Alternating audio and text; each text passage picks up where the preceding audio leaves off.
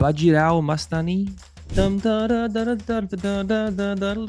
When we do something that tells more stories, deeper, longer, every frame is hand animated. The style and like the timing and the pacing. I think we can be happy with how season 2 is turning out. Probably Mark was the hardest one for me of all of them. I remember, I think it must have been around 2015 when I'd worked in music. I'd built a music team for Riot Games of composers that were very talented, better than I am as a composer. And like really. And we had done a bunch of music videos that are animation, right? But they're short, 3 to 5 minutes. I think it just felt like, okay, I feel like I've done this now. I don't know if there's really much to challenge me more in the same exact thing. So it was just this natural gravity toward like, can we do something bigger? Can we do something that tells more stories, deeper, longer? And Arcane was a very organic, like, hey, what if we did a really, really long music video with Fartish, who would be doing these music videos for us. And so that's where it started. Very kind of like a childlike thinking, if you will. I'm going to give a bit of a boring answer for what the hardest thing was for season 2, COVID. We would meet in person, you know, on the storyboards, the animation before with our French team, Fartish in Paris. And suddenly you can't do that. You have meetings now that are just over, you know, cameras and especially for the voice actors, they would come to studios where we have always the same microphones, the same settings, the same sound.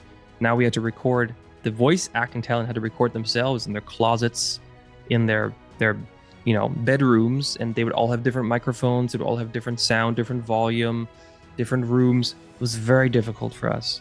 I would say that you know, apart from just, it's hard to tell a great story and to make a beautiful thing. COVID really made it even harder. Honestly, my favorite part about Arcane is just, and this is kind of a boring statement maybe, but my favorite part is just working with all these artists, people, creatives. You know, a lot of the hard things about being a big part of a big company and having a big team, a lot of problems simply disappear if everyone is working on something cool. Like, to say it really simply, like so much of the stuff, it's like, oh, you know, how are we talking to each other and what's everyone's role? And if there's like a cool mission that everyone is like, this is awesome, I believe in this, a lot of the stuff just kind of solves itself. So I think sometimes you try to solve things within a company or a studio that are symptoms of there's not the right mission. But the second you have like this project that people love, or which is the right mission, the health of the team tends to go up. So I try to really focus my time and my effort on like, if I can just find the right missions for us to work on the right projects, a lot of things solve themselves. I can't share much. I mean, so you're right that Arcane's really just the first one. Like, we want to do a lot more stories, more TV shows, we want to develop some movies and that animation. And so right now that's my job, looking at the different characters, other League of Legends characters that could be the right follow-ups from all kinds of, you know, regions. Yeah, we're going pretty wide right now. We have 160, 170, I don't know how many characters now. And we're looking at many of them. It comes down to our passion, like which characters do we like, which are cool stories. And so nothing that is really, you know, committed yet, but we're developing many new projects. So yeah, first of all, I see those articles and the number is not accurate because it does include marketing costs, which has nothing to do with the budget of production. So like a significant chunk of that was actually like marketing spend, which again is not usually considered part of the production budget, but the article was meant to create headlines, and so they just included the marketing. I believe it was about 80% of the cost is just the character animation, which is one part of the whole production. To give you an idea, our character animators, one animator can produce, I want to say, about 4 seconds a week, right? So if you're making about 6 hours of content per season, you need a lot of animators. It really is, I mean, you have 24 frames a second, right? And every frame is hand animated. There's nothing automated. So you can't get around that. This animation that we all love, this really, really beautiful animation, that's just the quota that everyone works to, no matter if it's Arcane or if it's a Pixar or Disney movie, you know, it's that you have to spend that time. So yeah, the vast majority of money is spent on the character animation, and you can't really get around that. Yeah, you can make it cheaper, but like you'll be able to tell. Well, exactly the screenshot that you just talked about, which is that I am amazing and I suck. We are amazing and we suck. I'm happy that a lot of people seem to like what we're doing. There's always things to learn. There's also some people who are like, hey, the pacing's too fast and that kind of stuff, which I respect, because like we did change things a little bit from how we went from season 1 to season 2. So I think for a certain amount of people who really fell in love with like the style and like the timing and the pacing of the first season, yeah, I can see how they were a little bit, disappointed. I think it kind of depends on what you're signing up for, because the vast majority of people, I think, are happy with how it is now. So it is part of my job and everyone's job on the team to learn and to listen. And so I think there's a lot, I think we can be happy with how season 2 is turning out thus far. We'll see tonight if we get slaughtered, but we also need to keep learning. There's always something. Nothing is perfect. So it's good that we get the responses. Of course, if someone just tells me that I should go jump off a cliff, not always the most helpful feedback, but that's part of the job.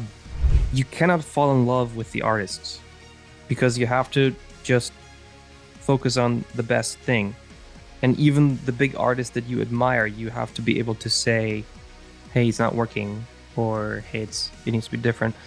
So you need to kind of force yourself to, I don't want to say become a little arrogant, but like to be uncompromising, which can be difficult when you look up to artists and you respect them very much. So I think that's probably the hardest part, is that you cannot succumb to fandom. It was hard. I mean, this is hard, it is really hard. They've been all amazing because I think they also really respect our show. But yeah, sometimes like I would say probably Mark was the hardest one for me of all of them this far, because it's just so like you shaped a chunk of my life, and so like everything you touch is gold. So how am I going to tell you that something may possibly not be gold when it's for me? It's not easy. I would say the biggest artists have been the easiest to work with creatively, because they're not insecure, like they're willing to try things, and they're just like, I have nothing to prove. I know that I've succeeded, so that's been great. I'll tell you a little fun fact.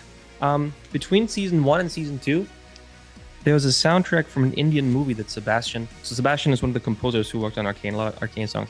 And we were very inspired by a soundtrack from a movie called, oh my God, I'll try to pronounce this, Bajirao Mastani, because there were a lot of songs. Indian musicians do some things that Western musicians are afraid of, which is really drastically changing the key of the song, or really modulating, or going into like unusual musical modes, and in Western music it's ever just major or minor, and then they dabble maybe in some very light kind of alterations. But Indian music, it just goes into completely different. There was like this one song, what was the song called? Well, there was I guess Malhari. It's so catchy.